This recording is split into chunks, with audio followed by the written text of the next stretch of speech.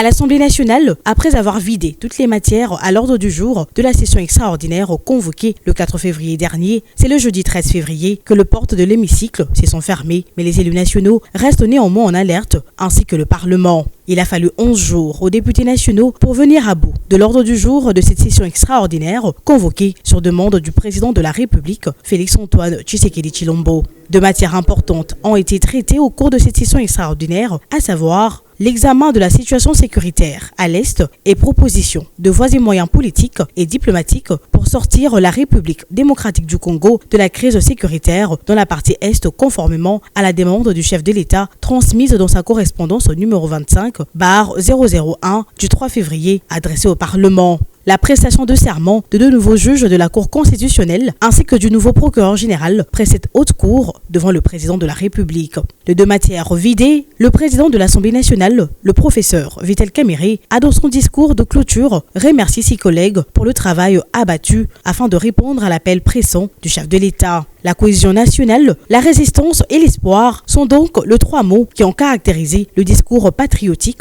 du président de l'Assemblée nationale, fortement impliqué dans la recherche de solutions diplomatiques à travers une diplomatie parlementaire agissante. Honorables députés, chers collègues, nous sommes actuellement appelés à faire face à un ennemi commun, à privilégier l'unité et la cohésion nationale, mettant ainsi de côté toutes sortes de discordes et de combats internes au risque de contribuer à l'échec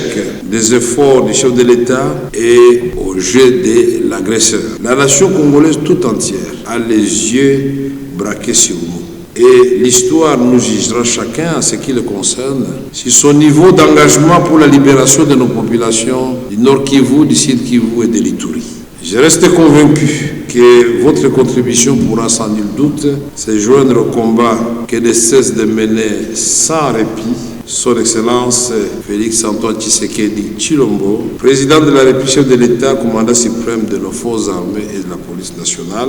Aussi est-il important en ce moment de réitérer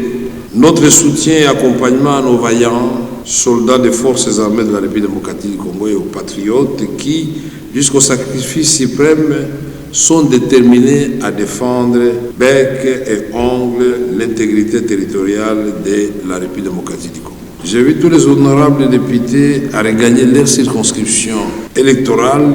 et sensibiliser le peuple à la résistance face à l'agresseur rwandais conformément à l'alinéa 1er de l'article 69 de notre Constitution. Cet appel à la résistance devra désormais faire battre le cœur de chaque Congolais et devra être relayé par chacun d'entre nous auprès de nos électeurs respectifs afin de raviver la flamme du patriotisme sur toute l'étendue du territoire national. Signalons qu'au cours de cette plénière, les députés nationaux dont les provinces sont touchées par l'insécurité, notamment ceux du Nord Kivu, Sud Kivu et de l'Ituri, ont peint à travers de motions d'information un tableau très sombre de leurs entités victimes de l'agression rwandaise, des incursions sanglantes de Codeco et de l'activisme des ADF. Répondant à leurs préoccupations, le bureau de l'Assemblée nationale a, au cours d'une réunion, rassuré les élus nationaux du caucus du Nord Kivu, du Sud Kivu et de l'Ituri, ainsi que toute la population congolaise, que malgré la clôture de la session extraordinaire, la Chambre basse du Parlement va continuer à travailler en étroite collaboration avec le chef de l'État et le gouvernement pour accompagner toutes les initiatives qui seront prises pour le retour de la paix et le recouvrement de l'intégrité territoriale de la République démocratique du Congo. D'autre part, le rapporteur de la Chambre basse du Parlement, Jacques Njoli, a fait savoir que l'Assemblée nationale va également continuer à se déployer sur le plan international à travers la diplomatie parlementaire. La fin de la session extraordinaire ne veut pas dire que le Parlement se déconnecte de la réalité. Il est important que la nation sache que ses représentants restent en position de veille, en position de suivi, en position d'accompagnement